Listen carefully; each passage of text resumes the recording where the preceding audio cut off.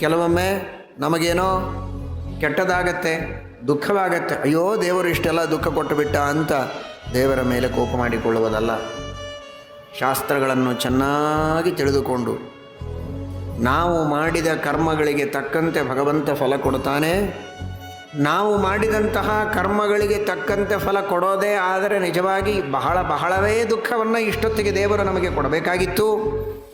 ಆದರೂ ಕಹಿಯಾದ ಔಷಧವನ್ನೇ ಮಗುವಿಗೆ ಕೊಡುವುದು ಆರೋಗ್ಯಕ್ಕಾಗಿ ಅನಿವಾರ್ಯವಾಗಿದ್ದರೂ ಸ್ವಲ್ಪ ಔಷಧಿಯನ್ನು ಕೊಟ್ಟು ಮತ್ತೆ ಬೆಲ್ಲ ಸಕ್ಕರೆ ತಿಂಡಿ ಕೊಟ್ಟು ಮತ್ತೆ ಸ್ವಲ್ಪ ಔಷಧವನ್ನು ಕೊಟ್ಟು ಕಹಿ ಇದ್ದರೂ ಒಂದೇ ಸಲ ಆ ಕಹಿಯ ಅನುಭವ ಬರದಂತೆ ನಿಧಾನವಾಗಿ ತಾಯಿ ಮಗುವಿನ ಬಾಯಿಯಲ್ಲಿ ಔಷಧವನ್ನು ಇಳಿಸುವ ರೀತಿಯಲ್ಲಿ ನಮಗೆ ಮಾಡಿದ ತಪ್ಪಿಗೆ ಶಿಕ್ಷೆಯನ್ನು ಕೊಟ್ಟು ಇನ್ನೊಮ್ಮೆ ಇಂತಹ ತಪ್ಪು ಮಾಡಬಾರದೆಂಬ ಪ್ರಜ್ಞೆಯನ್ನು ಜಾಗರೂಕಗೊಳಿಸಿ ಈ ಸಂಸಾರದ ರೋಗವನ್ನು ಪರಿಹರಿಸಿ ಮೋಕ್ಷವೆಂಬ ಆರೋಗ್ಯವನ್ನು ತಂದುಕೊಡುವ ಕಾಳಜಿ ಪರಮಾತ್ಮನಿಗುಂಟು.